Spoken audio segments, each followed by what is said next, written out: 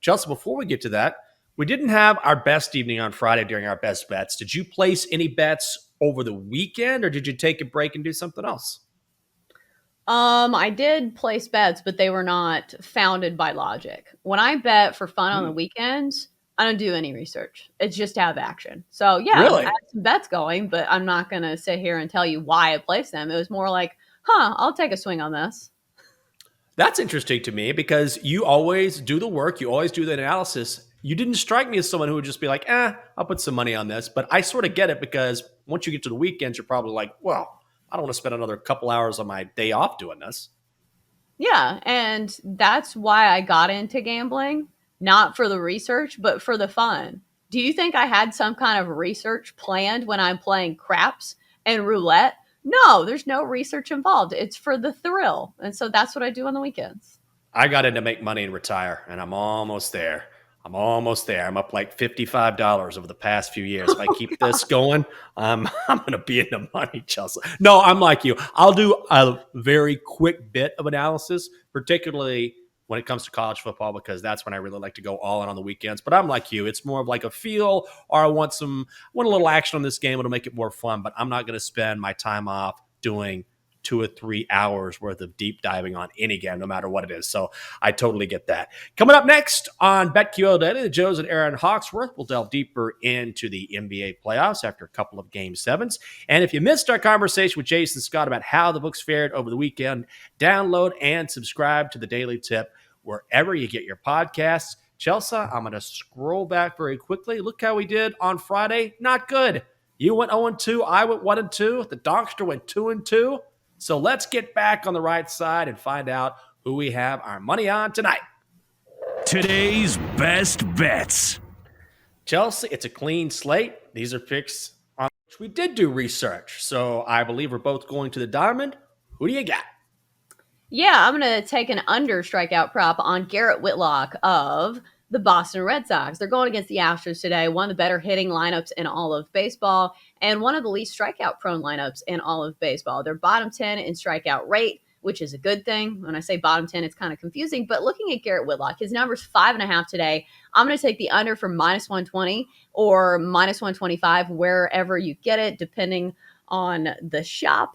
But looking at this number, he's only hit this twice this season because it is a relatively high number for a guy that just hasn't pitched that many innings. I know they're trying to work him up to where he is going longer than 5 innings, but he hasn't reached more than 5 innings at all this season. The longest he has gone is 5 innings. And I think that there is the possibility that he gives up some runs here, kind of labors through some innings against this good Astros lineup that is also very patient. Because that's the thing. Last time out, he walked 4 batters. If you're going against an Astros lineup that is pretty choosy when it comes to the plate and the pitches that they hit, I think they can juice some walks out of Garrett Whitlock today and maybe make him throw a few more pitches per inning. So I'm going to take his under strikeout prop of 5.5. Yes, I know he has filthy stuff, but this is a pretty high number against a good hitting lineup that's also very patient at the plate. So I'm going to go Garrett Whitlock under his strikeout prop of 5.5 for -125. I like that quite a bit. I like your reasoning. I'm going to tell you on that and then blame you tomorrow if it doesn't hit. But I'm also going to the diamond, Chelsea, because there's no hockey tonight. That's why we had no 1-minute minor today. No hockey to bet on. I'm going to go to the Cardinals-Mets game. We got Miles Mikolas taking on Trevor Williams, and I'm going Cardinals first 5 money line, which is even money at BetMGM. And whether he's out of the bullpen or a starter, Trevor Williams has an ERA over 5. Mikolas 3-1 this season in 7 starts, an ERA of 1.49.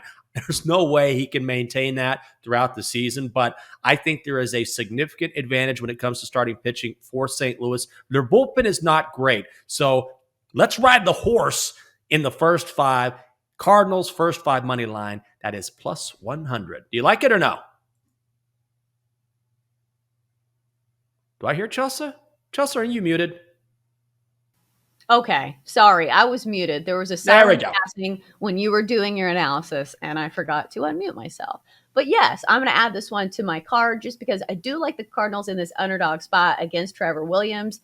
However, it makes me a little nervous playing them in the first 5 because they're coming off that Sunday night baseball game. Yeah. But this is a night game, so it's not like that tough of a turnaround. This is a normal turnaround for baseball games.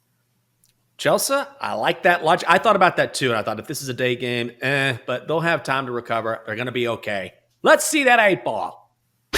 Holy crap. Magic 8-ball.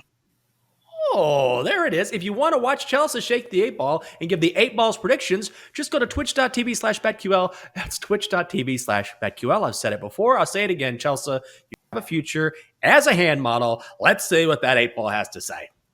That's right, because on base percentage, WAR, slugging, Sierra, all of these stats that baseball uses, they're nothing compared to this Magic 8-ball that we got from a toy store. So let's judge our bets according to the Magic 8-ball. Let's shake you up and see, do we like Garrett Whitlock under a strikeout prop of 5.5 today against the Astros? 8-ball says yes. Oh, Ooh. let's get everybody on the right side. I'm going to stick with my theory. The 8-ball always supports you and likes to stick me in the gut with a shiv. So let's see what this toy 8-ball has to say now. Well, the 8-ball is round, so I don't know how he can do any stabbing of you because, good point, stabbing Chelsea. and round things don't really go that well together. So let's get to your best bet, which was the Cardinals in the first 5 at even money. 8-ball, do we like it or are we stabbing it? 8-ball says signs point to yes. Oh, the 8-ball turning over a new leaf. Looks like Spring Chelsea goes along with the Spring 8-ball in his best mood of the year. We're all on the same side, Chelsea. And if you want to watch Chelsea again, watch her shake the Magic 8-ball on Twitch. There it is right now. She's displaying it right now. Twitch.tv/BetQL. Place all of your bets based on whatever the 8-ball says. Chelsea, do you have any leans this evening? Yeah, your best bet's going on the card for me. So all right. We need that emoji of us like shaking hands. And Jenks, Chelsa, the Cardinals in the 5. Oh, like the Twitter emoji, the shake hands emoji? That's literally what I just said, Jenks. Well, I'm double checking. I know what you said, but I'm not hip to all these things. I'm making sure I know what we're talking about because it would be even worse if I was like, oh, yeah. Once we meet each other, we'll shake hands on this bet. And you'll be like, no, that's not what I was talking about. So I'm glad we're on the same page. What else you got besides telling me? Stop sandbagging. You spend hours on TikTok. So don't say that you are out of the loop when it comes to cultural, emojis. I guess that's the right word. Cultural emojis. After the show, straight to TikTok for me. That's what I'm going to do the rest of the day. I don't think I'm going to play this officially, but one to watch for is maybe the Diamondbacks on the run line. Looking at the Diamondbacks today behind Mass and Bumgarner, they've been good against the Dodgers this year. Last time out, they won 2 of 3 against the Dodgers, and the Diamondbacks aren't nearly as bad as you might think. And they're actually one of the best teams on the run line this year. Second best team in all of baseball on the run line, the +1.5, as they're 20-15 this year. So I think you still get a good price on them +1.5, which means they just have to lose by 1. It's -108. So I am very tempted to take that. However, I don't think it's going to be official for me. Okay. I have one lean, and pretty much baseball is the only thing you can play tonight. So not the only thing if you want to get weird, but I'm going to go Astros Red Sox. Astros first 5 run line. They're getting a half run in Boston is only -115. You've got Jake Odorizzi taking on Garrett Whitlock. And I know Whitlock has been very good, probably the second best starter for Boston. But I like Odorizzi, who has allowed 1 run in his last 17 2/3 innings. Won the last time he was at Fenway. And Whitlock will try to go deeper into games. Alex Cora wants that to happen, but he hasn't done it just yet because he's sort of working his way into the rotation from the bullpen. Astros bats have come alive recently. Astros first 5 run line, getting a half run, -115 at BetMGM. Okay, Chelsea, the Donkster went 2-2 on Friday. Let's do your BetQL 5-star best bet for insight, analysis, historical trends, and more 5-star best bets. Download the BetQL app. Donkster, what do you have to say for yourself? You went 500 on Friday. What? Yes. I made a promise to get the Donkster on Friday. I have a good excuse. I know, you're still alone down there. Chelsea, the problem is I was at Navy Yard on Friday night. As I mentioned, I was at Walters having a couple drinks, and then I thought, you know what would not be the best time to go into work is during the middle of BetMGM tonight after a few drinks and grabbing the donkey. Maybe I should stay away and grab the Donkster another time. So I I was right there at the building, but I ordered a lift instead. I was just erring on the side of caution there. That's why the donkey is not with me, as I promised. All I hear are excuses. You are hearing excuses. So Yes, correct. you definitely could have done it. You just didn't want to. That's all I heard. I wanted to do it. I No, just you thought didn't. maybe. No, you're right. You're right. I'm just going to side with you here. Whatever, Donkster. What's that? What do you have to say to me?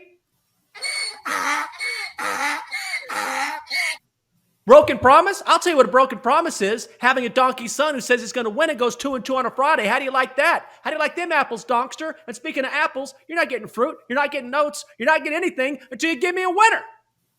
All right. Jenks, I don't know. I think when the donkey is scorned, he might be like, Luka Doncic, scorned and looking for a little revenge. So I think maybe it's like the John Wick version of the donkey that we're about to see. You heard the old expression, hell hath no fury like a donkey scorned. And that's what we're Yes. seeing right now. Yes, the Donkster says, listen to these picks, Chelsea, for the love of God. Let me give the okay one first. Astros, Red Sox over 8.5. I don't think that's a bad pick. But what does the donkey say? Dirt, dirt, dirt. I'm a square. I like Dodgers minus 250 against the Diamondbacks.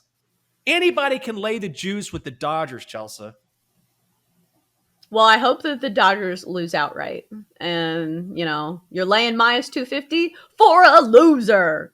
I don't know. We'll see. Maybe the donkey comes back 2-0. His John Wick revenge tour.